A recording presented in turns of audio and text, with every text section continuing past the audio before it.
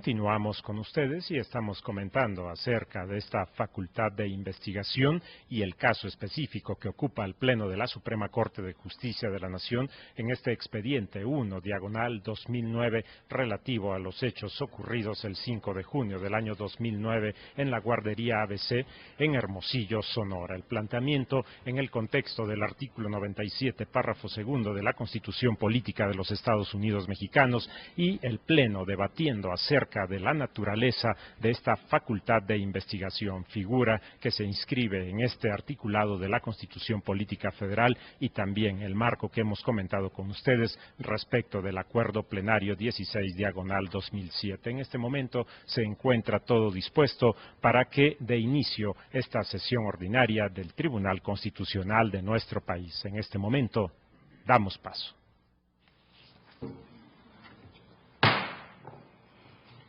Se abre la sesión. Antes de declarar agotada la sesión de hoy en la mañana, le pidieron la palabra a los señores ministros y a continuación don Sergio Valls. En ese orden les daré la palabra, señor ministro. Gracias, señor presidente. Señoras y señores ministros, previo a entrar en las consideraciones del caso, el proyecto contiene una elocuente consideración en la que caracteriza o perfila las funciones normativas y políticas de la Facultad de Investigación de la Suprema Corte. Se trata de una consideración que para lo anterior parte de distinguirla de las funciones que cumplen otros medios de protección de derechos humanos y armonizarlo con las demás facultades jurisdiccionales que tiene la Corte.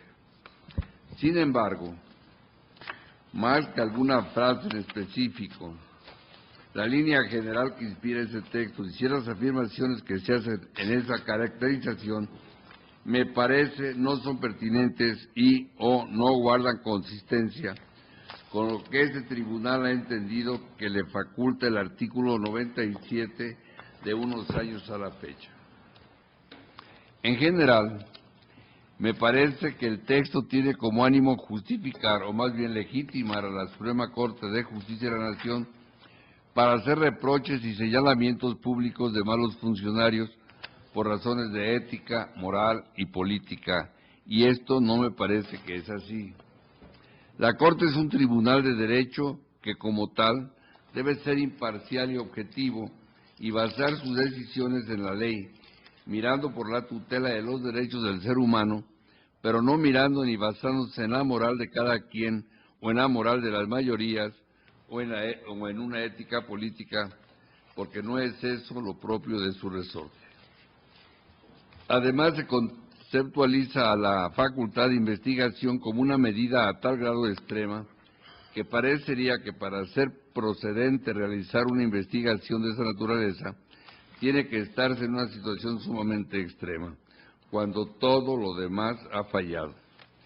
Esto torna aún más inalcanzable y ejercitable el ejercicio de esta facultad. En este orden de ideas, hay que señalar varios conceptos recurrentes en el discurso que, me parece, no son acordes con la conceptualización de este tribunal, en recientes precedentes y en el acuerdo general autorreglamentario de esta facultad. Ha entendido que es la atribución del artículo 97. Claro está, de ninguna manera se supone al afirmar lo anterior que el tribunal no pueda ir transitando hacia distintos conceptos de su propia atribución, pero sí tendría que justificarse de modo muy explícito por qué hacerlo. En ese sentido, hay que destacar varios aspectos. Primero, la insistente referencia a la ética, a la moral y a la política. Y segundo, la recurrente referencia a responsabilidades. Y tercero, la repetida referencia a reparaciones que habrán de darse a través de esta facultad.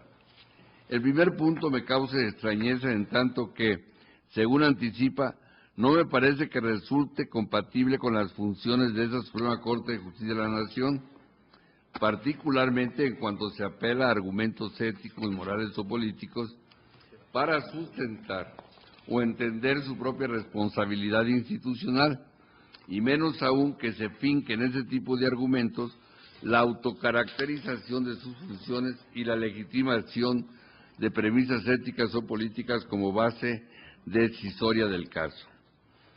El segundo punto parecería exorbitante a las facultades que el propio artículo 97 atribuye al tribunal, puesto que en ningún punto autoriza fincar responsabilidades, menos aún responsabilidades políticas que corresponden al Congreso, o morales que no son del resorte de los tribunales, ni aún político-morales por las mismas razones.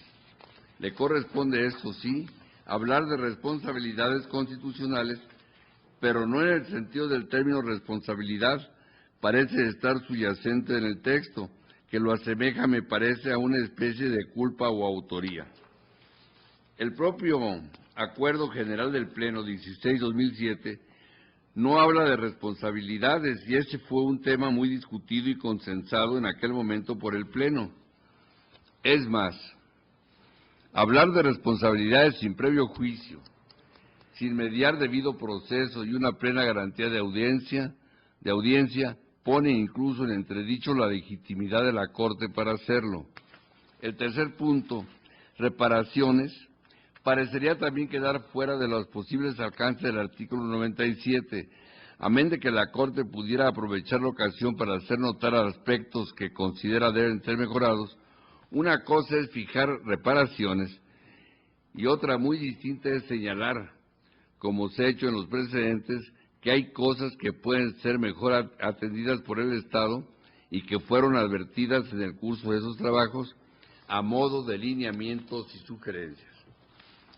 Esta concepción de la facultad de investigación impregna toda la parte considerativa del proyecto, de modo que habría que notar que todo lo que se acuerde aquí de algún modo condicionará el resto del curso del caso.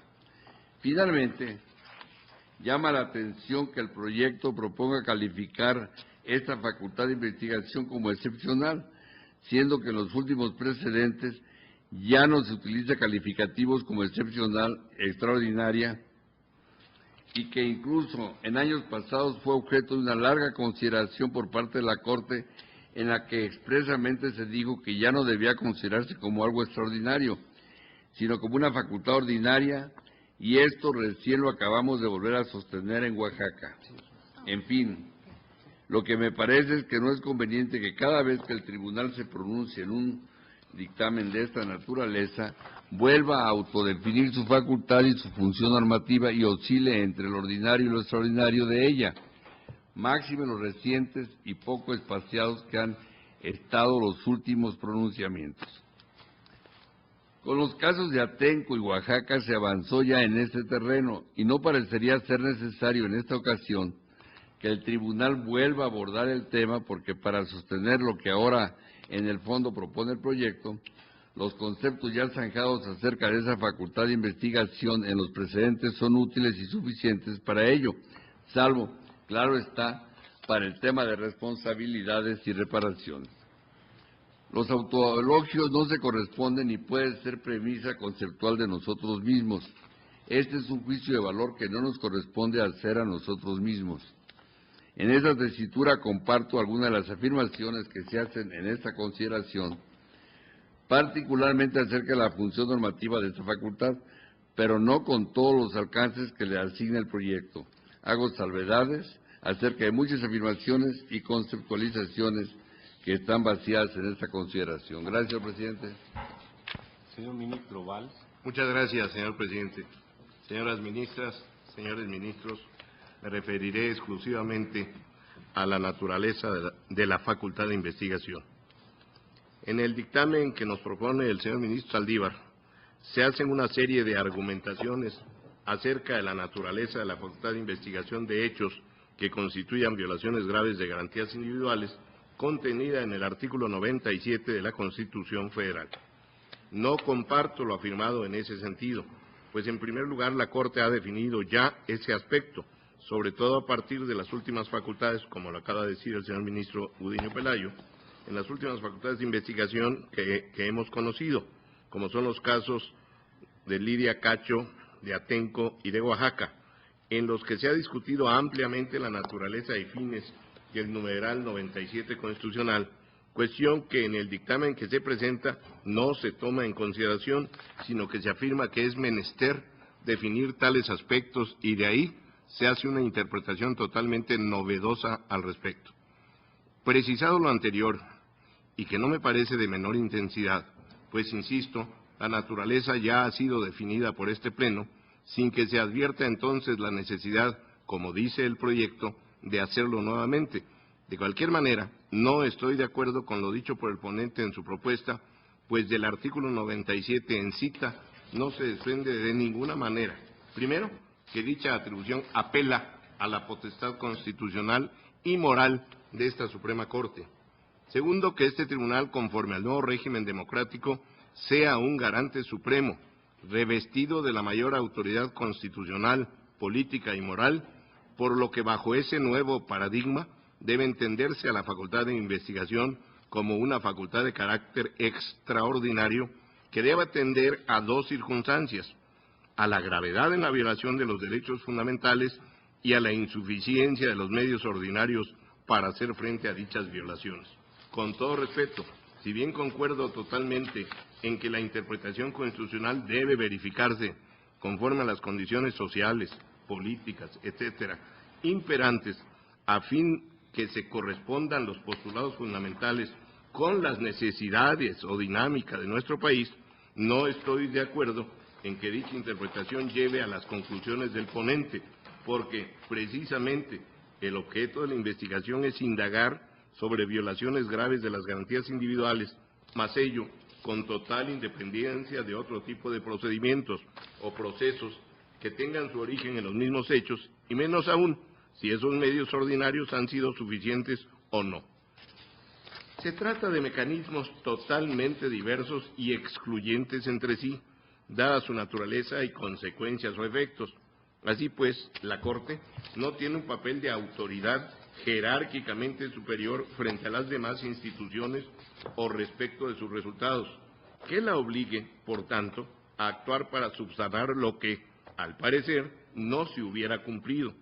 Ello rompería, desde mi punto de vista, en forma definitiva con todo un aparato estatal que por una parte cuenta con autoridades que tienen sus propias competencias, así como con un sistema judicial o de responsabilidades creado para reparar las irregularidades que pudieran presentarse.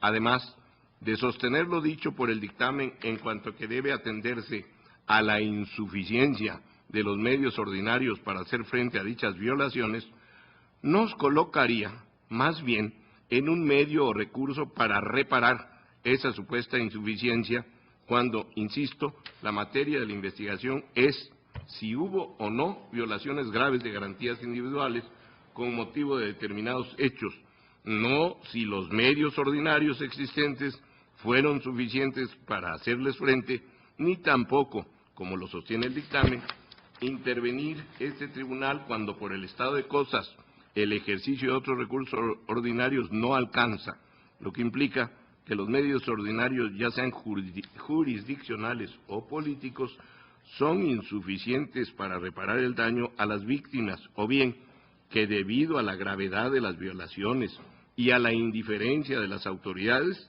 las víctimas no hayan visto satisfecha su demanda de justicia, y entonces esta Suprema Corte entrará allí donde las autoridades e instituciones han fallado, como afirma la consulta en el último párrafo de su hoja 12. Esto porque, en mi opinión, el dictamen mezcla diversos aspectos, lo que le lleva a conclusiones equívocas, pues una cosa es la violación grave de garantías individuales, que es estrictamente el objeto de la investigación, otra es si las instituciones o medios ordinarios jurisdiccionales o políticos sean suficientes para reparar el daño a las víctimas, y otra también que las víctimas no vean satisfecha su demanda de justicia y por tanto la Corte deba entrar donde las demás autoridades han fallado. Todos estos aspectos, que si bien tienen gran entidad en un Estado constitucional y de derecho, no deben confundirse e implicarse dentro del objetivo de la facultad de investigación, ni menos aún afirmarse que sea lo que sostiene la intervención de esta Corte, o que a ésta le corresponda actuar como un tribunal que no solo ejerce el control constitucional a través de los diversos medios creados para ello, sino que puede llegar a controlar desde un punto de vista moral o ético cualquier actuación de la autoridad, cual si fuere un tribunal de conciencia. En efecto, la investigación de violaciones graves con motivo de determinados hechos está limitada precisamente a esa circunstancia y que, como ya este Pleno ha establecido reiteradamente, no tiene efectos vinculantes. Luego, menos aún podría tenerlos para reparar el orden constitucional o el daño a las víctimas, y de ahí para satisfacer su demanda de justicia cuando sientan que ello no ha ocurrido a través de los medios ordinarios. En este punto estimo relevante que tengamos muy claro que nuestra facultad de investigación no debe pensarse como un medio de encontrar culpables y de ahí castigos, como también lo hemos reiterado en diversos precedentes, sino como un instrumento constitucional cuya finalidad es investigar y señalar violaciones graves a las garantías individuales que, como tales, no deben volver a repetirse. Y también debemos tener presente que quizás en muchos casos ni siquiera será posible individualizar a quienes hubieran tenido relación directa con tales sucesos, sino que podría tratarse de la conjunción de diversos elementos que dieron lugar a las mismas y en los que deberá esta Corte así señalarlo para que el Estado, a través de las instituciones correspondientes, tome las medidas para que no sucedan nunca más. Por tanto, si indirectamente nuestros pronunciamientos en estos casos dan lugar a que dentro de los ámbitos competenciales correspondientes se sigan procedimientos de responsabilidad penal, civil, administrativa o incluso política, es algo que no entra en la finalidad de la investigación y que toca decidir en otros ámbitos estatales distintos a esta Suprema Corte. Luego, si bien es cierto que nuestras opiniones en ejercicio de la facultad del 97, sin ser vinculantes, tienen un peso específico dentro de la protección de los derechos fundamentales y que deben tener un efecto en el desempeño de las instituciones públicas de que se trate, a fin de que no vuelvan a repetirse, insisto, violaciones graves como las que se hubiesen perpetrado, pues de lo contrario no tendría ningún sentido la propia facultad de investigación. Ello no se traduce en que la Corte, como si fuera un responsable subsidiario, actúe para reparar los daños o las fallas en las instancias de gobierno respecto a las víctimas de tales violaciones. Por tanto, no comparto lo dicho en el dictamen en este punto concreto. Muchas gracias, señor presidente. El señor ministro Silva Mesa y la señora ministra Sánchez Cordero informaron a esta presidencia que reservan su participación para el día de mañana en la mañana. Nadie más aparece solicitándola. Señor ministro Silva Mesa. Señor presidente, yo podría hacerlo ahora mismo para estos efectos de no interrumpir la sesión. Muy bien, señor ministro. Yo también, Gracias. presidente. Entonces, en ese orden, el señor ministro Silva Mesa y a continuación la señora ministra Sánchez Cordero. Gracias, señor ministro presidente, señoras y señores ministros. En relación con este posicionamiento, con este tema de la propuesta del proyecto, esto es en relación con la naturaleza de la facultad de investigación, yo habré de decir que en esencia estoy de acuerdo con la propuesta que nos hace el señor ministro ponente. Y lo estoy porque también considero que el ejercicio de esta potestad constitucional es extraordinario, así lo he venido considerando. Para mí, la facultad de investigación consagrada por el artículo 97, párrafo segundo de la Constitución, es una de las atribuciones de rango constitucional más importantes en la vida político-constitucional del Estado mexicano, que el constituyente de 1917 asignó a la Suprema Corte de Justicia de la Nación y a la cual la nueva dimensión de la vida constitucional de nuestro país ha venido a darle, pienso, nuevos bríos.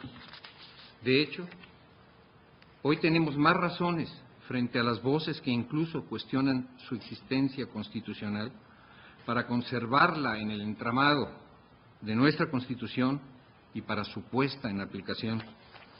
Las últimas investigaciones desahogadas en la Suprema Corte de Justicia, en ejercicio de esta atribución, han brindado la oportunidad para que la Corte ensanche, por así decirlo, la orientación jurisprudencial que tiene el país en relación con los alcances de esta facultad consagrada en el artículo 97, párrafo segundo de la Constitución Política de los Estados Unidos Mexicanos.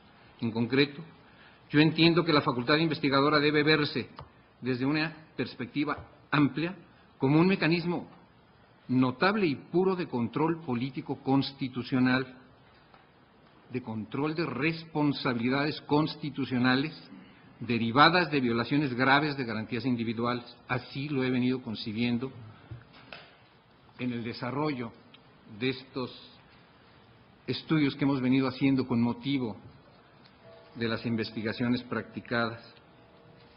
A través del ejercicio de esta atribución, la Suprema Corte puede vigilar que los distintos órdenes y órganos del Estado cumplan con la que es quizá su labor capital, mantener intactos los derechos fundamentales entendidos como garantías individuales que la Constitución Política de los Estados Unidos Mexicanos otorga a todos los individuos en el territorio nacional.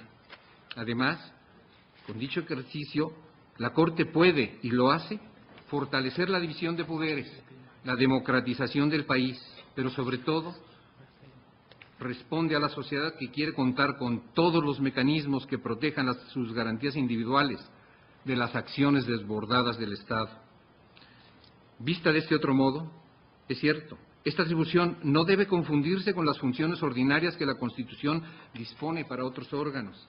Debe quedar claro, el ejercicio de la facultad de investigación, en su ejercicio, la Corte no persigue delitos ni finca directamente responsabilidades civiles, políticas o administrativas, no desahoga litigio alguno y, lo que es más importante, tampoco ejerce su imperio para condenar o absolver judicialmente a persona alguna.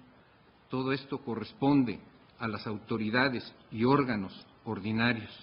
No, el ejercicio de dicha facultad consagrada en el artículo 97 tiene otra entidad. Sirve para que la Corte, entendida como el tribunal más alto del país, emita declaraciones y haga pronunciamientos sobre responsabilidades político-constitucionales con la fuerza de la importancia moral, sí, moral y política, que el órgano tiene en el entramado jurídico y social de la nación, que no es poca cosa.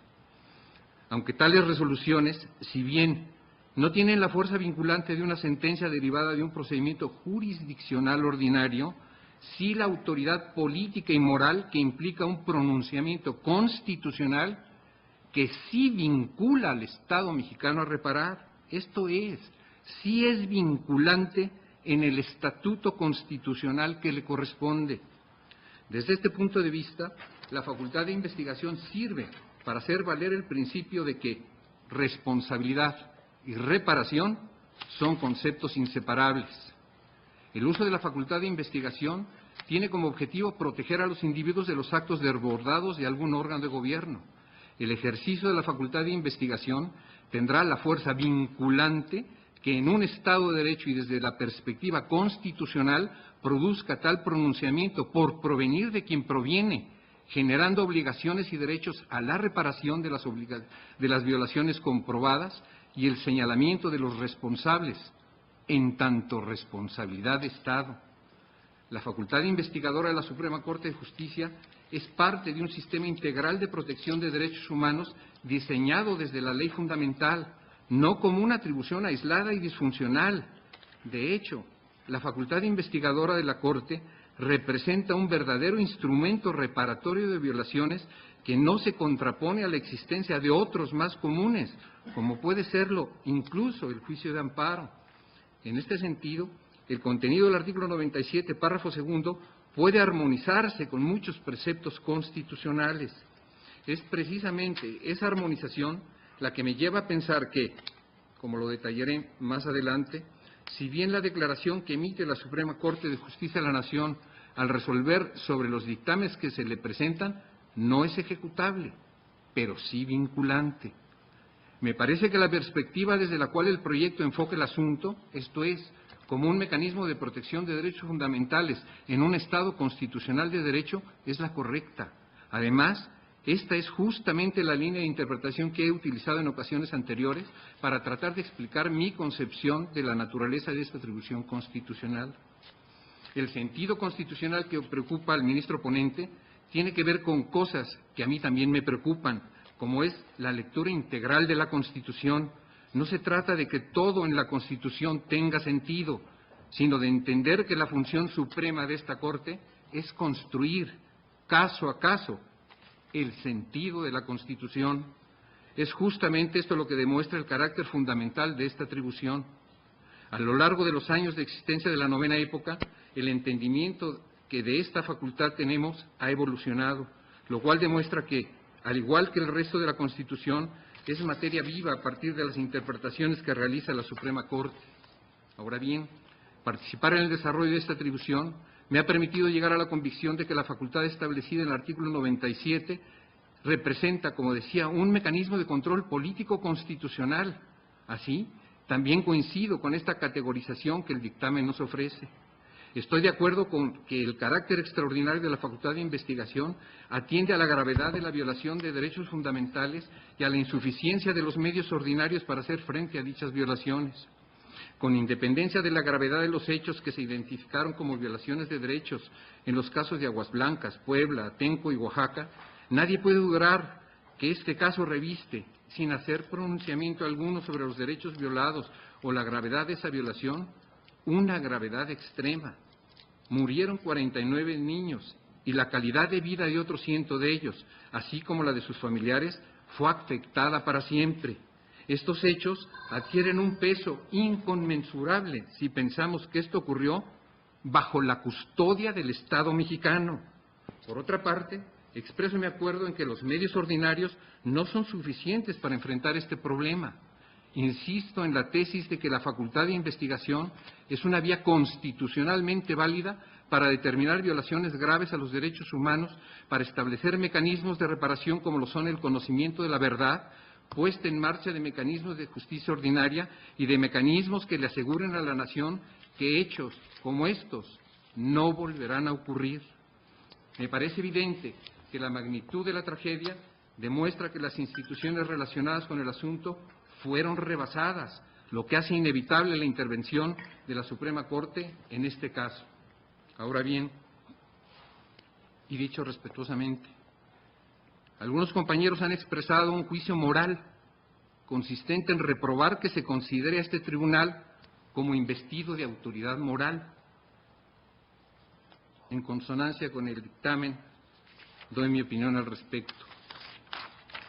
La autoridad moral de la Suprema Corte de Justicia de la Nación es de la Suprema Corte de Justicia de la Nación, no de sus miembros en lo individual. En este sentido, la Constitución es clara. La Suprema Corte de Justicia se compone con 11 ministros funcionando en pleno o en salas. Es solo cuando está integrada que la Corte existe constitucionalmente. La autoridad moral de la Suprema Corte deviene no de la novena época de la integración actual del Tribunal Pleno, sino del papel que este Tribunal Máximo ha jugado en la historia del país. Así, la autoridad moral pertenece al órgano, no a sus miembros. ¿Estaríamos dispuestos a admitir que es democráticamente posible impartir justicia como última instancia sin contar con solvencia moral? Al margen de los vaivenes, caprichos e ilusiones de la política, la Corte cumple con una función fundamental para la sociedad. Es el anclaje constitucional de la nación. Negarse a reconocer a la Suprema Corte de Justicia autoridad moral no es conveniente. Así, al señalar lo que la Constitución establece, la Suprema Corte de Justicia de la Nación dice el derecho, pero también dice las convenciones morales básicas que ordenan a la sociedad que habitamos. En otras palabras, la Constitución y, por lo tanto, todo el sistema jurídico se sostienen convenciones morales que nos permiten vivir en comunidad. Creer que la Constitución no tiene un contenido moral significa vaciarla de contenido, relativizarla en términos morales. Negar la autoridad moral de la Suprema Corte en relación con su papel como intérprete de la Constitución es un contrasentido. Si la última autoridad moral de decir lo que dice la Constitución no está en la Suprema Corte de Justicia de la Nación, entonces, ¿en quién está? Siguiendo el argumento de aquellos que se oponen a este reconocimiento, parecía que en nadie, lo cual destruye la base valorativa que sostiene al régimen constitucional. Así, La facultad de investigación constituye una atribución por la cual es posible efectuar un control de la actuación política irregular de los servidores públicos, que redunda en una violación grave de derechos fundamentales, situación que es de enorme envergadura. La facultad de investigación es un medio de control de responsabilidad política en virtud del cual se pretende reparar la actuación irregular de los servidores que propicia la violación grave de derechos humanos ante la extrema debilidad de la rendición de cuentas y la consecuente impunidad de dichos actos. De esta forma, la facultad de investigación pretende poner al descubierto la transgresión al orden político constitucional por parte de la autoridad o autoridades que han actuado contra los principios constitucionales de soberanía, representatividad, democracia, división de poderes, estructura política del Estado y supremacía de la Constitución, entre otras, violando con ello garantías individuales.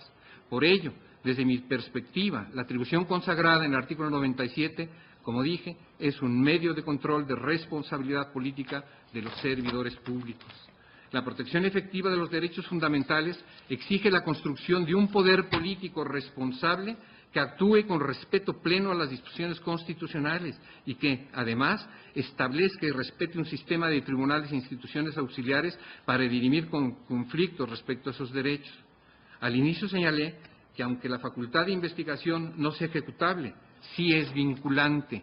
Es vinculante porque tiene sentido constitucional que el país sepa, a la luz del artículo 6 de la Constitución, con absoluta transparencia y rendición de cuentas, lo que ocurrió. Es vinculante porque todos tenemos derecho, de acuerdo con lo que señala el artículo 17 de la Constitución, a que se imparta justicia en este asunto con el fin de castigar a los responsables y combatir la impunidad. Es vinculante porque, leída en consonancia con el artículo 123, la facultad consagrada en el artículo 97 permite a la Corte que declare si el régimen de seguridad social funciona o no a la luz de los principios y valores que sostienen a la Constitución.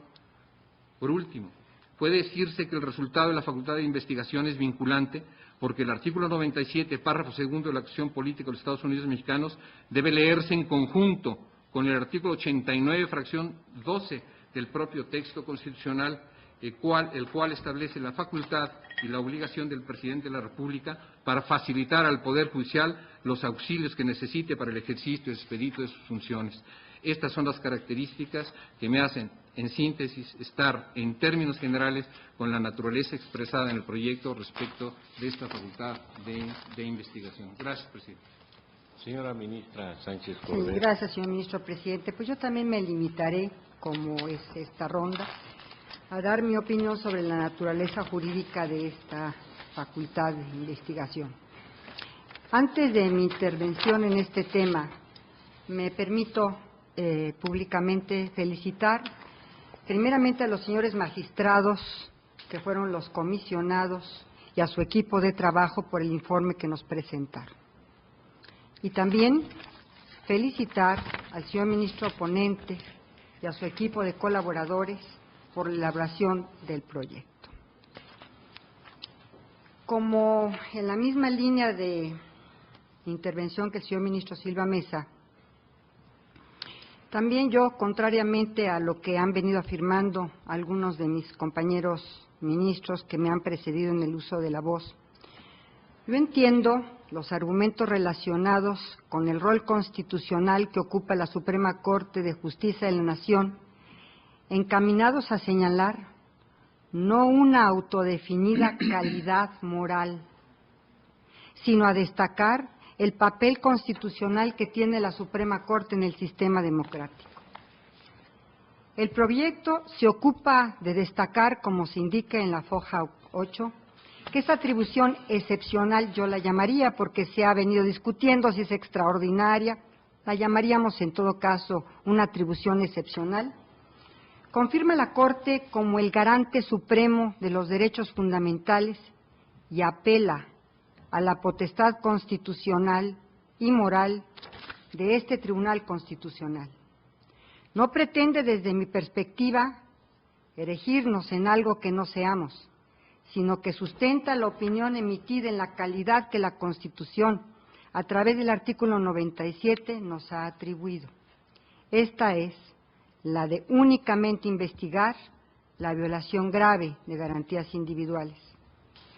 La Suprema Corte de Justicia de la Nación no es la suprema autoridad moral, pero considero que sí basa o que sí se basa en esa autoridad el resultado de la facultad investigadora del artículo 97, pues la Constitución le atribuye específicamente esa facultad para que conozca de graves violaciones a las garantías individuales que impactan a la sociedad de modo trascendental.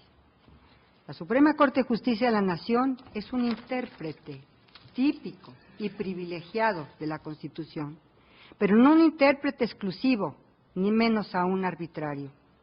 La facultad que le atribuye el artículo 97 de manera exclusiva se centra únicamente en el ejercicio de una facultad que se funda, como lo señala el proyecto, en la demostración de violaciones graves a las garantías individuales derivada de la falta de una ética de las responsabilidades públicas. Esta ética, sustancialmente diferente a la ética privada, a la moral, en el sentido que se ha venido entendiendo, encuentra su fundamento en los valores y principios contenidos en la Constitución y, por tanto, las responsabilidades derivadas de esa deficiencia vienen de la propia Constitución, de su fuerza normativa y son completamente diferentes a otro tipo de responsabilidades. Esta facultad, que ciertamente en diversas ocasiones nos ha puesto ante el dilema de determinar responsabilidades o autoridades involucradas, si se quiere, sin que existieran reglas precisas, demuestra que su ejercicio ha ido determinando la manera en que se han establecido las responsabilidades constitucionales, nunca penales, nunca administrativas, nunca políticas. Toda vez que el objeto de esta es llevar a cabo una investigación cuya efectividad finalmente no se reduce a la emisión de un informe en que carezca de efectos vinculantes, sino al contrario de ese documento, en el cual este Tribunal Constitucional se posiciona como el máximo protector de los derechos fundamentales. El acierto que advierto en el proyecto de conjuntar y sistematizar sin ambajes la interpretación que durante estos años hemos venido haciendo de la facultad de investigación me parece muy importante. En el proyecto se deja en claro que se trata de una facultad de ejercicio excepcional, que se inserta en un contexto democrático y que tiene por función señalar, con toda la fuerza de la Constitución, responsabilidades derivadas no de las normas procesales ordinarias, no desde un procedimiento ordinario, no bajo las reglas de un contradictorio, sino mediante un mecanismo de control constitucional idóneo para los efectos que se pretenden. Pues, por otro medio, no sería posible llevar a cabo el del objeto de la tutela, que en este caso sería señalar las responsabilidades constitucionales en la violación a las garantías individuales. Ello debido a que, en ocasiones, y aquí nuevamente trato de poner el contexto sobre lo señalado en el proyecto, los formalismos no resultan útiles en el sentido que se pretende, es decir, no resultan útiles para lograr la determinación de las responsabilidades. Se evalúa un informe y, como tal, esa evaluación se constriñe a determinar si el informe es correcto, a establecer los nombres de quienes participaron en esas violaciones y a pronunciarse sobre todo desde los valores y principios constitucionales. Esta facultad de investigación está dirigida al esclarecimiento de los hechos, a la determinación de las violaciones graves que pudiesen existir y, por tanto, en ocasiones puede llevar a pronunciamientos que pudieran parecer muy diferentes a los que se manejan en un procedimiento de control constitucional ordinario. Pues los medios que se utilizan para ello son distintos, los resultados también lo son, y sin embargo no se llevan a cabo de manera arbitraria, pues se fundan en la evidencia recabada durante todo el procedimiento por los comisionados que a tal efecto nombró este alto tribunal. En ese sentido, el proyecto tiene la virtud de establecer, por primera vez, una construcción doctrinal que conlleva considerar que la responsabilidad derivada de la determinación de la Corte de que se han violado garantías es una responsabilidad constitucional que nada tiene que ver con el sistema de responsabilidades que están legalmente desarrollados en otros instrumentos. Por todo ello, las determinaciones tomadas en este medio de control no son decisiones que deban olvidar o menospreciar, sino que contribuyen a señalar, como acertadamente lo indica el proyecto, una ética de las responsabilidades, no solo de los entes públicos, sino también de todos aquellos operadores de las facultades estatales. Y en este sentido, desde este momento, traigo a debate mi propuesta de incluir en este medio el control a los particulares que actúan en funciones del Estado, están relacionados en la prestación de este servicio de guardería en el esquema vecinal.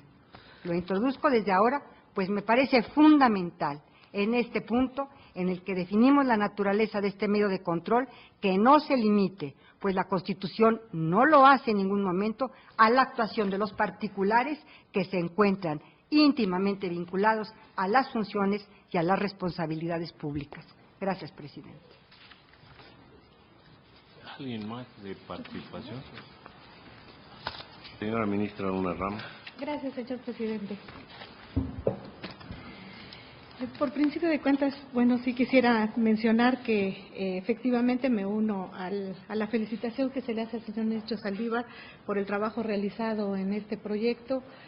Creo que la brevedad en que él lo confeccionó con su equipo de secretarios, pues fue demasiado pronto, y juzgando sobre todo un expediente demasiado extenso en el que dedicaron, tengo entendido, muchísimas horas a su realización. Por otro lado, quisiera mencionar que el asunto en lo personal es algo que me preocupa especialmente por los hechos que se dieron. Creo que la vida de 49 menores es algo que como mujer y como madre me llenan de angustia y de preocupación. Sin embargo, creo que en el momento en que como integrante del Pleno de la Suprema Corte de Justicia de la Nación debemos decidir un asunto que se somete a nuestra consideración, el problema que vamos a dilucidar debe de ser un problema estrictamente técnico y estrictamente jurídico. Y a eso voy a tratar de ceñirme. Por principio de cuentas, en el proyecto del señor ministro Saldívar se hacen algunas afirmaciones, y perdón que me repita, pero es una manera de expresar de alguna forma mi opinión al respecto y mi postura en esta parte del proyecto. Se ha mencionado que es un procedimiento excepcional, extraordinario, especialísimo, no anacrónico, que es un proceso atípico y que además en él se respeta la garantía de audiencia. Es cierto que ya en algunos de los precedentes que se han mencionado y que evidentemente se ha dilucidado cuál es la naturaleza jurídica de este procedimiento, efectivamente se ha hecho alusión a estas características que se señalan en el proyecto del señor ministro Saldívar. Es cierto lo que mencionaba hace un rato el señor ministro Gudiño Pelayo, en el sentido de que si bien es verdad que en los primeros precedentes se dijo que era excepcional y que era extraordinario, es verdad que en los últimos se mencionó que no necesariamente se consideraba como algo excepcional extraordinario, sino como algo realmente ordinario. Sin embargo, creo yo que todos estos calificativos más bien están referidos a un procedimiento de poco uso. ¿Por qué de poco uso? Porque si bien es cierto que existen en la Constitución desde 1917, lo cierto es que los procedimientos en los cuales se ha llegado al análisis de esta facultad y se ha llegado a la investigación, pues solamente han sido 6 hasta la fecha. Entonces, más bien la referencia es a un procedimiento de poco uso, aun cuando en últimas fechas los procedimientos sí hayan sido a lo mejor un poco más seguidos en su ejercicio. Por otro lado, también se ha dicho que no aplican las reglas de la teoría general del derecho procesal, y aquí también se ha hecho referencia a que los lineamientos que la Suprema Corte de Justicia de la Nación ha dado en el acuerdo respectivo en relación a cómo se debe de llegar a este procedimiento deben estimarse enunciativos y no limitativos. En relación con esto, yo lo que diría es, no es cierto que pudiera entenderse que no aplican las reglas del derecho procesal. Yo creo que sí, en todo procedimiento, aún en el caso de un procedimiento como este, que no es un procedimiento de carácter jurisdiccional, pero sí judicial, aplican las normas del derecho procesal. ¿Y por qué aplican las normas del derecho procesal? Bueno, yo les diría, incluso en procedimientos como los de materia laboral, que conforme a la Ley Federal del Trabajo se establece que no pueden llevarse a cabo sujetarse a reglas o formulismos sobre estimación de pruebas, pero que sí tiene que resolverse a buena fe guardada, verdad sabida. Aún en esos casos se está estableciendo una situación específica de todo procedimiento que tiene que ser la fundamentación y la motivación.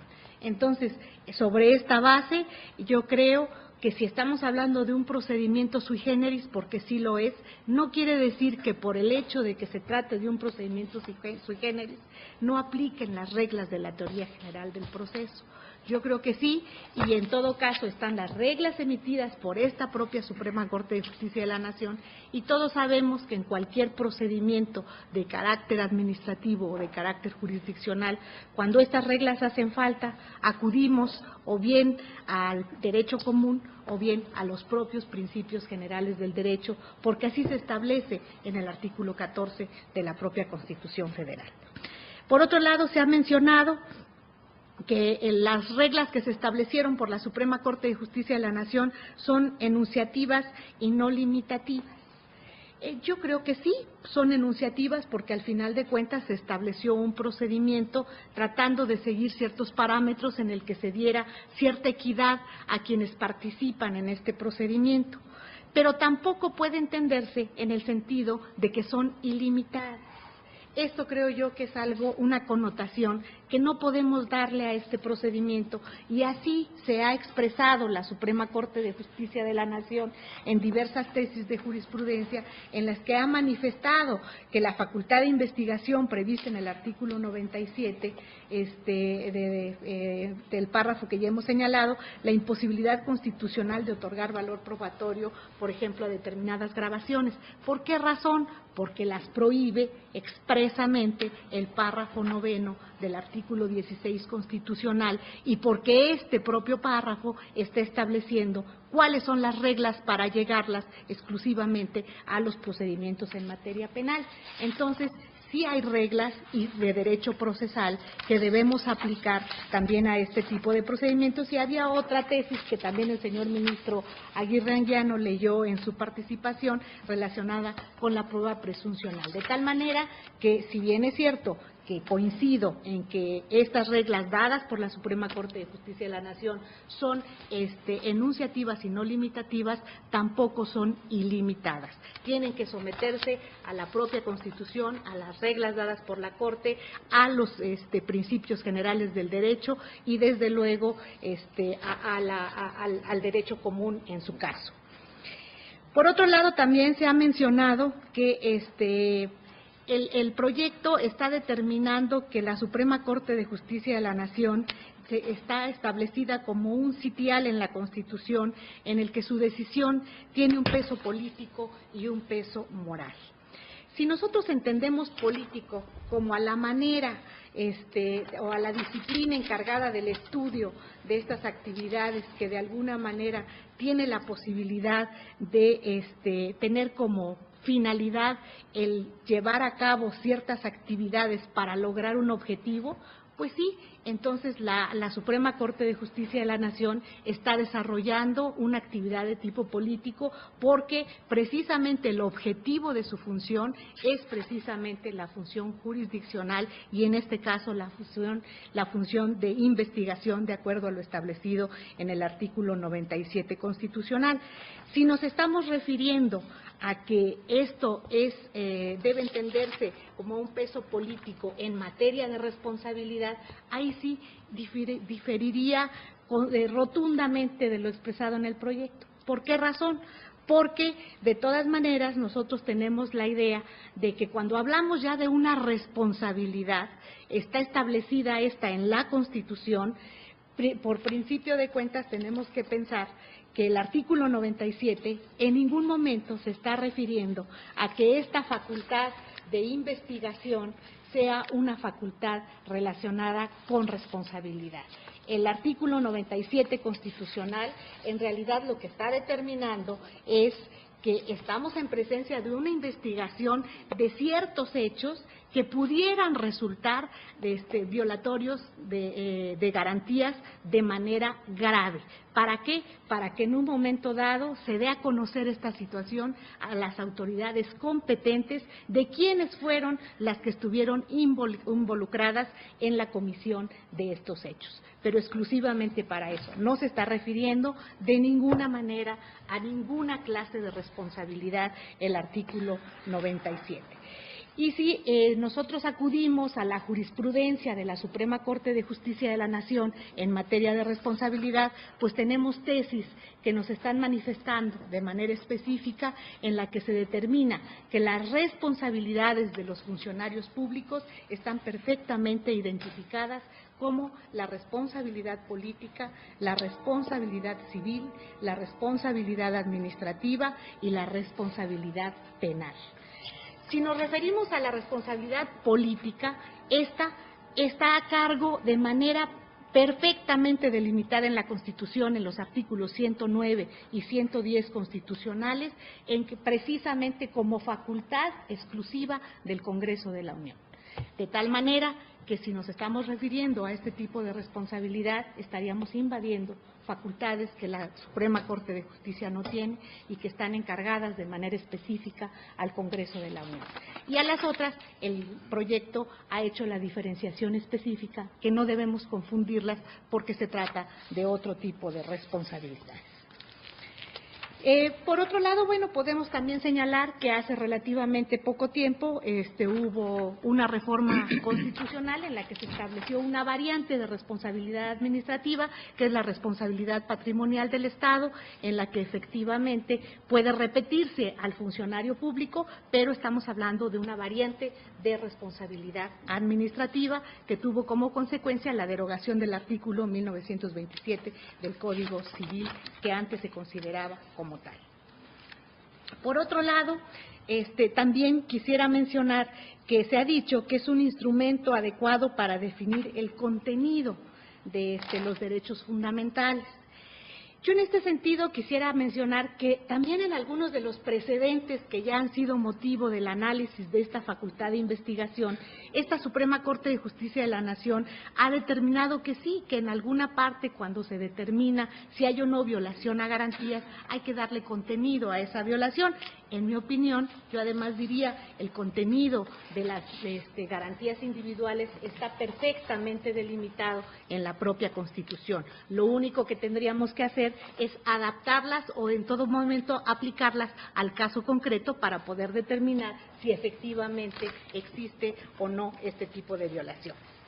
Por otro lado, también se menciona en el proyecto que la gravedad puede obedecer a diferentes situaciones, la gravedad de la violación, y en eso coincido plenamente por lo dicho por el señor ministro Saldívar, porque efectivamente con la revisión de los precedentes, aquí encontramos que en el caso Aguas Blancas también se dijo que es lícito concluir que las violaciones graves a las garantías que según nuestra Constitución política merecen especial análisis y consideración, solo pueden sucederse en un lugar determinado cuando en este ocurran acontecimientos que debiendo ser afrontados y resueltos por las autoridades constituidas, estas no se han logrado controlar, que de alguna manera es lo que está estableciendo el proyecto. En el otro asunto de investigación, que fue el de la periodista Lidia Cacho, también se dijo que pueden acontecer cuando un conjunto de autoridades públicas llevan a cabo un concierto o relación deliberada para afectar los derechos de una persona, desconociendo el sistema de distribución de competencias. En Atenco, lo que se dijo fue que el Tribunal Pleno consideró que la gravedad de la violación debe tenerse como presupuesto de la procedencia de la investigación, pues ello permitiría medir la trascendencia social de la violación, sea que recayera sobre una o varias personas y que ésta se actualiza cuando se afectara la forma de vida de una comunidad. Y la última, la más reciente, que ha sido la de Oaxaca, en esta se dijo que el Estado, a través de las autoridades constituidas, debe asegurar un mínimo vital a los individuos. Se considera que una violación de garantías es de gran entidad cuando altera la vida de una comunidad, dando el impacto trascendental que tiene en esta los actos u omisiones de la autoridad. En la parte de omisiones yo me aparté. Luego, Se ha mencionado que se justifica también cuando las instituciones se ven rebasadas por la dimensión de los hechos y los medios ordinarios jurisdiccionales o políticos son insuficientes para resolver el daño a las víctimas por la gravedad de las violaciones e indiferencia de las autoridades. Esto, en realidad, consiste el análisis a dilucidar en el fondo del problema. Por otro lado, también se mencionó que la facultad inserta en el juego democrático es una facultad inserta en el juego democrático y que coadyuva a la operatividad de todo el sistema jurídico. Yo aquí me apartaría, esto me parece una cuestión meramente doctrinaria que la considero muy abstracta para poderla tomar como fundamento. Luego, por otro lado, se dice, no prejuzga sobre la responsabilidad penal, administrativa y civil. Ya había mencionado con anterioridad que estoy de acuerdo con esto, porque efectivamente el artículo 97 no tiene nada que ver con ningún problema de responsabilidad. Luego se dice que se señala la responsabilidad constitucional, política y ética de los servidores públicos por acción u omisión en la que incurrieron. Yo aquí diría respecto de la responsabilidad constitucional, el artículo 97 ya había mencionado, no se refiere a responsabilidad alguna, entonces no podemos atribuirle una denominación que la propia Constitución no ha establecido.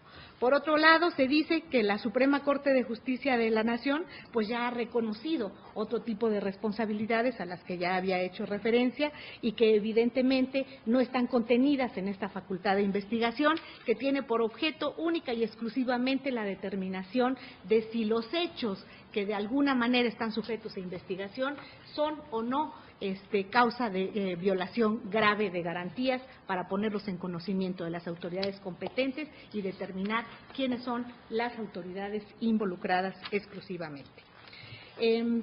Por otro lado, por último, se dice que esto conlleva a una censura constitucional, política y ética.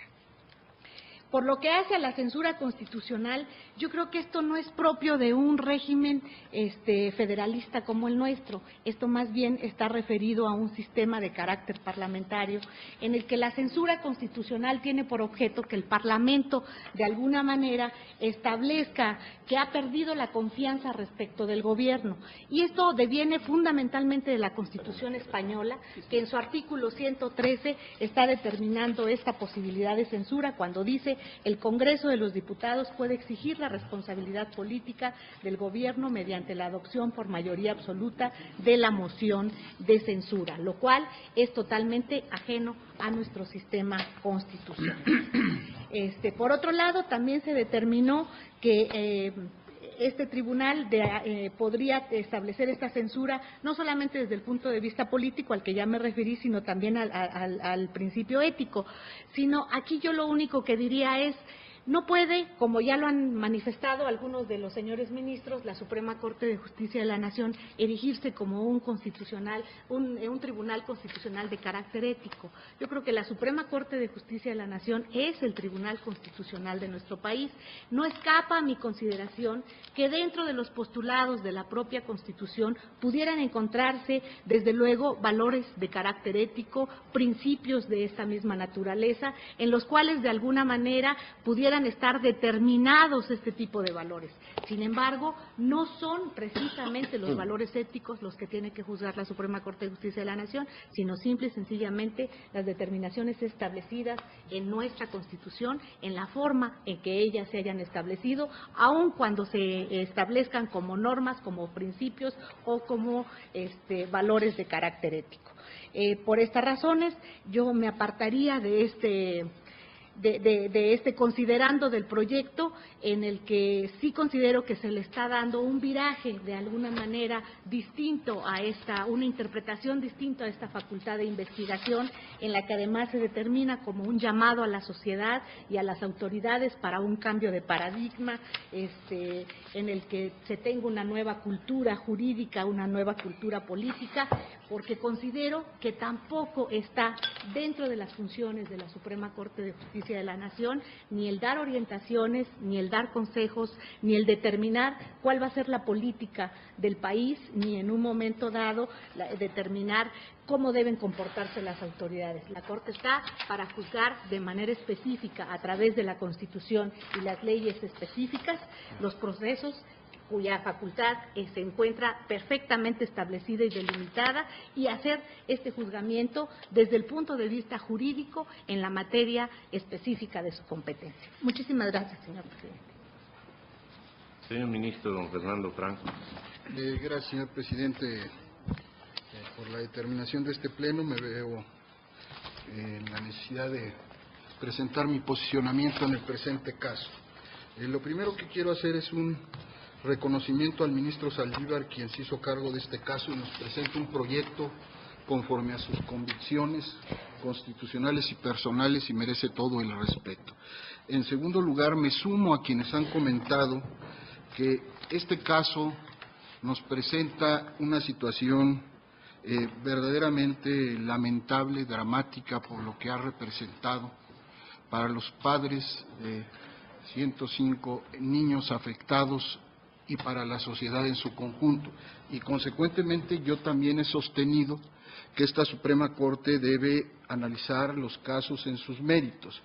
Y en ese sentido creo que, como algún otro ministro ha señalado, evidentemente tiene que tener características y matices respecto de los anteriores que hemos conocido.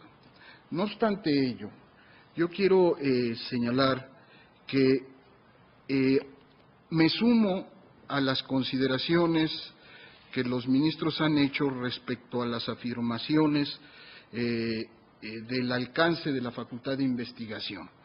Yo he sostenido en ocasiones anteriores mi posición claramente, no solo en las sesiones, sino en votos que obran al alcance de cualquier persona que los quiera consultar.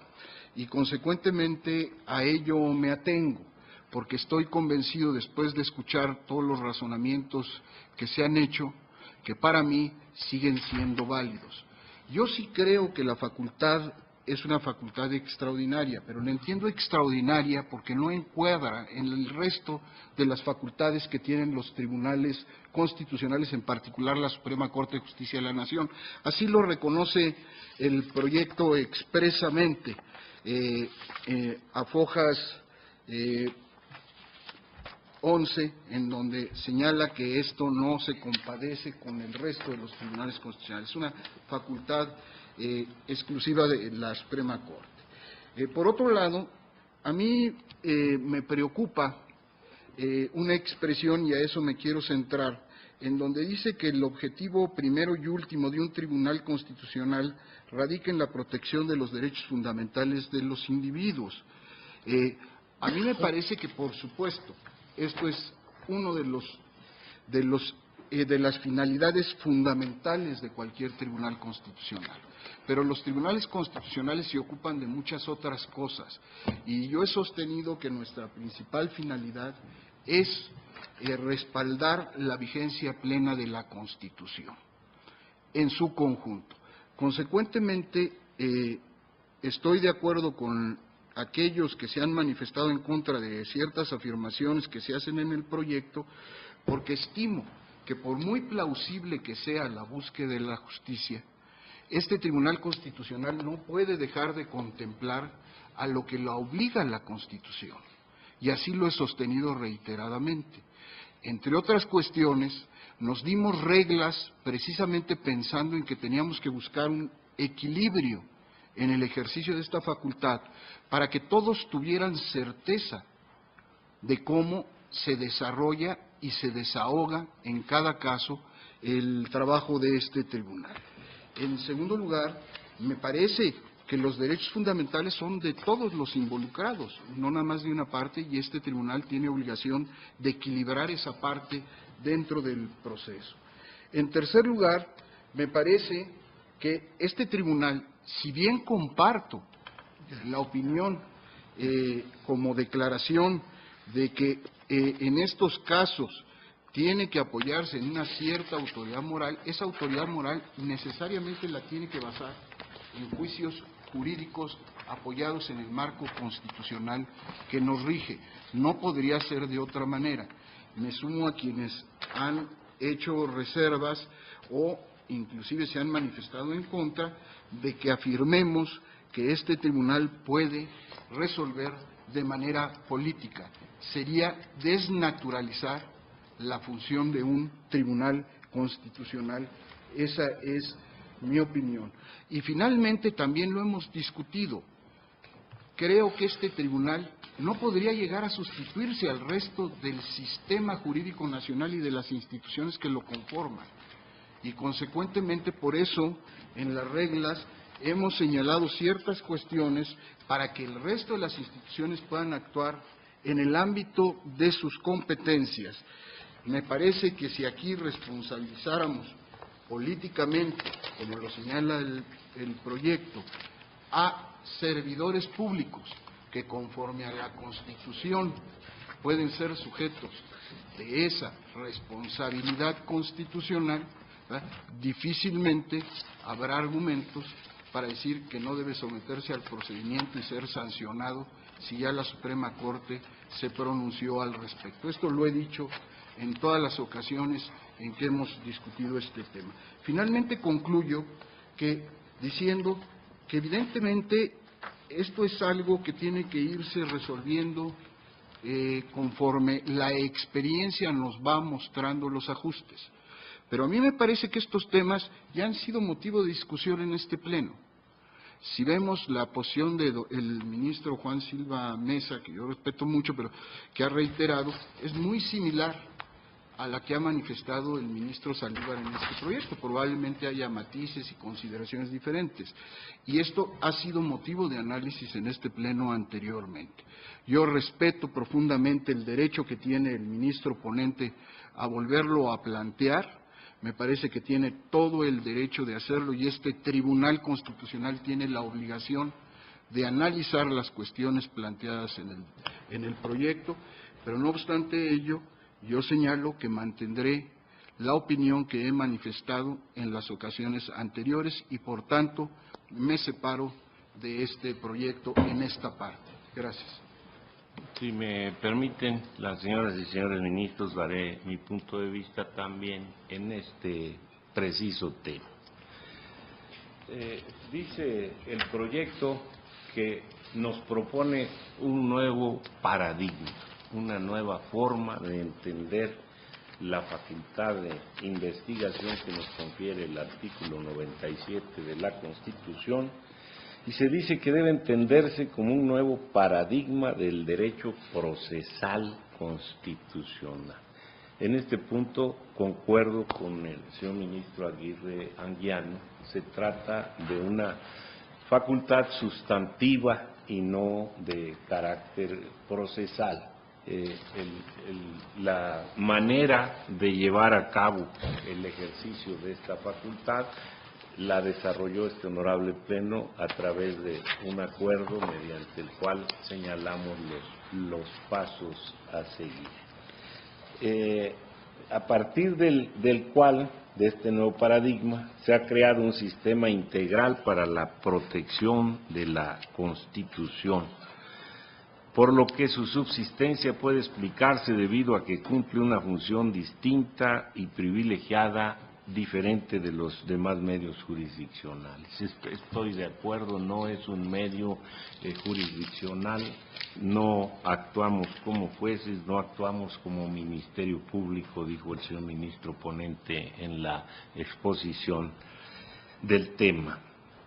Y esta facultad extraordinaria lleva a concebir a este tribunal como un garante supremo, revestido de la mayor autoridad constitucional, política y moral. Advierto que las expresiones política y moral se usan en este apartado en un doble sentido, como atributos de autoridad de la Suprema Corte de Justicia de la Nación y como naturalezas de responsabilidades que debemos determinar. Desde luego comparto que la Suprema Corte está revestida de la mayor autoridad constitucional. No creo que tengamos autoridad política porque todas nuestras manifestaciones de autoridad son a través del ejercicio jurisdiccional. En este caso, tenemos que determinar si hubo o no violaciones graves a la Constitución, para lo cual hay un parámetro, hay un comparativo jurídico muy claro, que son las garantías contenidas en la propia Constitución. Y en cuanto a que la Suprema Corte está revestida de la mayor autoridad moral, escuché lo que dijo el señor ministro Silva Mesa con toda atención, pero la verdad es que desde mi punto de vista la autoridad moral no nos puede venir por definición constitucional ni por mandato de ley. Esto es algo que como tribunal podemos tener o no tener. En consecuencia, con esta parte concreta de la propuesta me separo y me quedo con que la Corte es un tribunal revestido de la mayor autoridad constitucional. Se dice también en esta parte de la consulta que es una facultad de carácter extraordinario. Así la veía yo, pero el señor ministro Cosío en discusión anterior señalaba que es una facultad constitucional ordinaria para la Suprema Corte, que lo extraordinario en todo caso son los acontecimientos que determinan que se ejerza o no la facultad.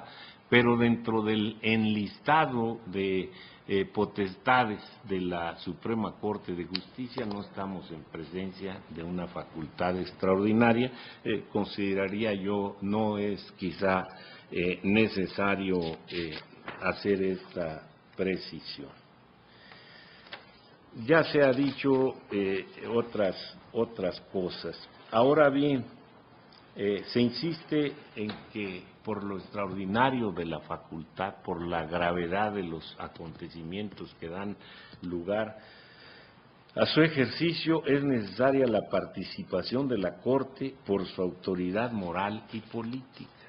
Yo me quedo, es necesaria la participación de la Corte por su autoridad constitucional.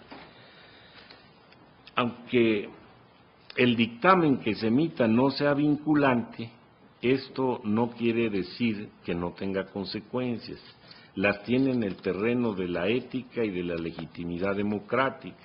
Las tiene como censura de la gravedad de las violaciones a los derechos fundamentales constatadas, como mensaje a todas las autoridades del país para que sucesos de esta índole no vuelvan a acontecer.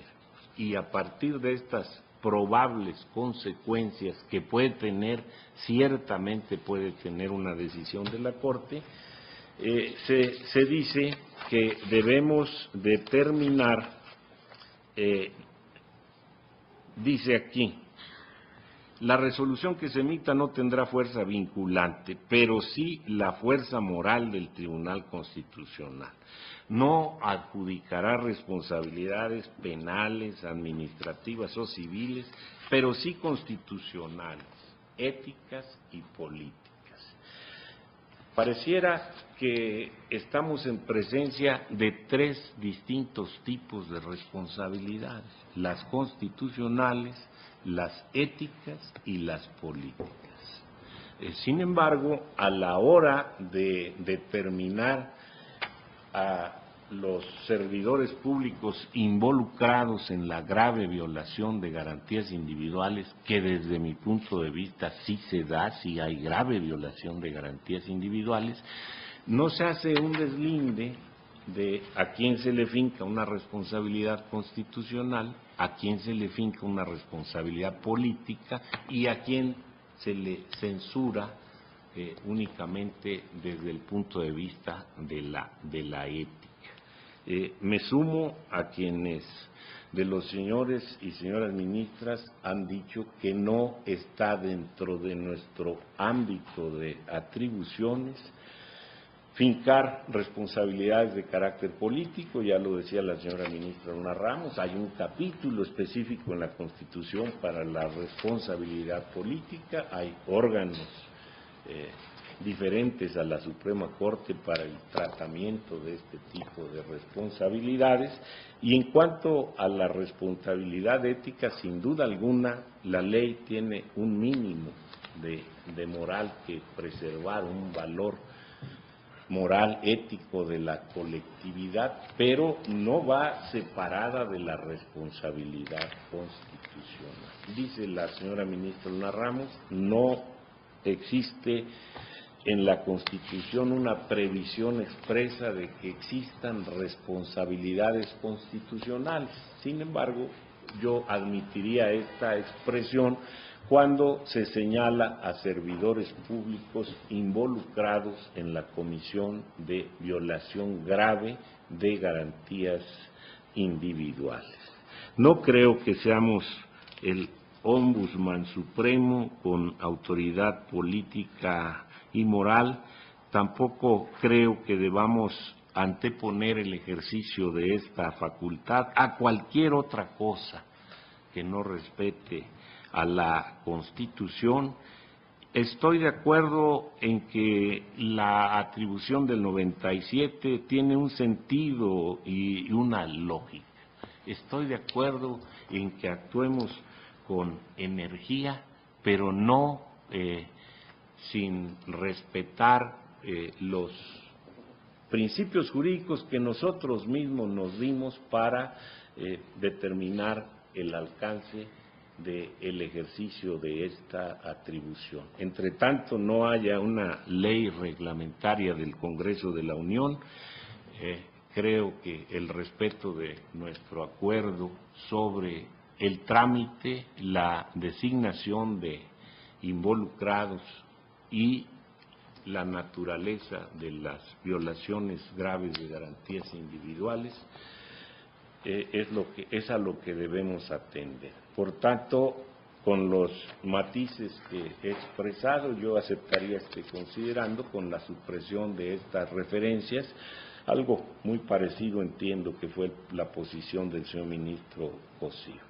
Con esto hemos terminado una primera ronda de exposiciones que son propiamente de posicionamiento en torno al problema, pero no debemos quedar en esto. Ya el señor ministro Cosío me ha pedido la palabra para una segunda intervención y el ministro ponente quedó de esperar a que termináramos todos de hablar para tener una ocasión más amplia de pronunciamiento.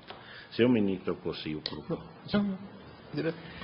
Señor presidente, es que creo que, y usted lo explicó ahora muy bien, tal vez ya hasta va a sobrar esta intervención, pero yo creo que predicar la cualidad moral en un ejercicio interpretativo se puede predicar del objeto, del sujeto o del método con el cual se realiza la interpretación. Me parece que no hay ninguna dificultad en que nosotros aceptemos que el objeto Constitución tiene una cualidad y una característica moral.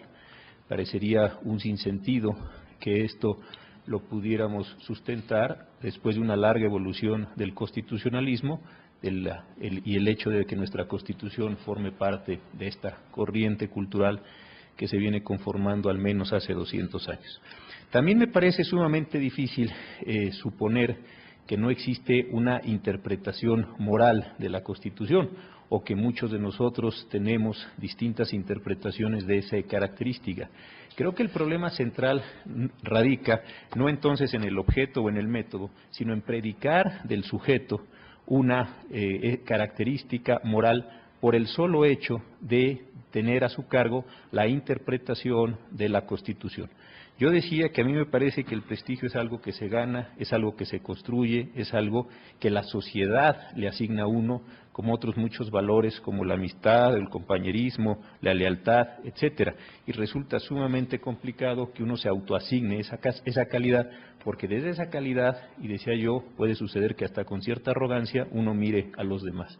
Creo que este es el punto central en el cual nos hemos opuesto muchos de nosotros al proyecto.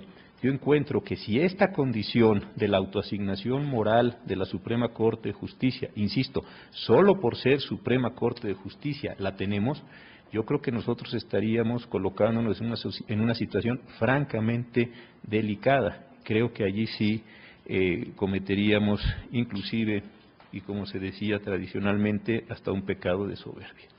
En segundo lugar, la cuestión que también me parece, donde hemos incidido casi todos nosotros, es en que la intervención es subsidiaria, cuando todo lo demás ha fallado. Yo francamente tampoco puedo aceptar esto. ¿Por qué razón? Porque lo demás puede estarse realizando y ser tan grave los hechos que nosotros tengamos que intervenir, no cuando todo haya terminado, sino cuando las cosas se estén realizando con independencia del momento en que se está. Creo que amarrar o dejarnos limitados a que intervengamos cuando lo demás haya fallado, yo creo que es simple y sencillamente claudicar de una posibilidad de intervención en un determinado momento concreto. Tal vez alrededor de estas dos cuestiones estén los principales temas. Y la tercera, se decía también con el problema de la vinculación.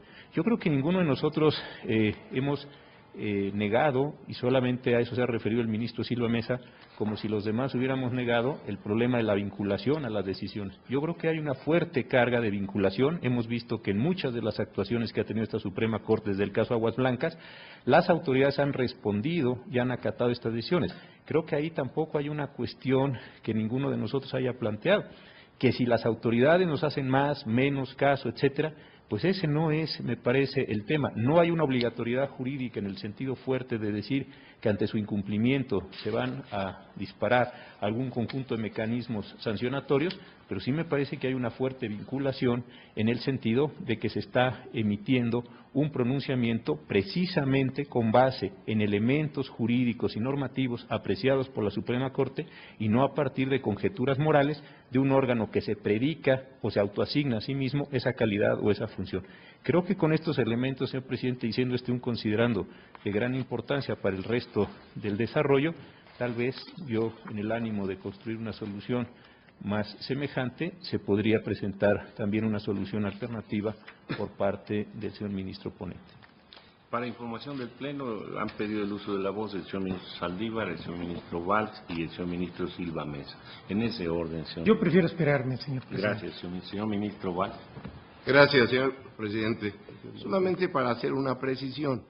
Desde luego, la tarea que desempeña la Corte en el ejercicio de la facultad de investigación es de gran trascendencia en un Estado constitucional como el nuestro. En lo que yo no estoy de acuerdo es en la naturaleza que le asigna el señor ministro ponente al ejercicio de esta facultad. Desde luego que no podemos ir más allá de nuestro marco constitucional, ni tampoco aludir a otro tipo de consideraciones como se hacen en el proyecto. Solamente eso quería yo precisar, señor presidente. Muchas gracias. Señor ministro Silva Mesa. Pues también con una presión en este sentido. En mi particular punto de vista, y aquí sí no hago compromiso con el proyecto, aunque en cierta manera ahí es su orientación, desde luego que esta determinación de la Corte se hace a partir de elementos jurídicos y normativos. No puede ser de otra manera. Y prácticamente la expresión es que el señalamiento ya de responsabilidades constitucionales, yo les adjetivo todavía más, político-constitucionales, se provienen de un poder político, como es el Poder Judicial de la Federación, encarnado o en el órgano cúpula Suprema Corte de Justicia, que no podemos ir así desdeñarlo, somos un poder político en el más puro de los sentidos de la política constitucional, lo hace y es una expresión con la fuerza de la importancia moral y política que tiene el órgano, que esa, decimos, esa es la innegable, pero siempre a partir de los elementos normativos, de los elementos jurídicos necesariamente, constitucionales para hacer ese pronunciamiento. Y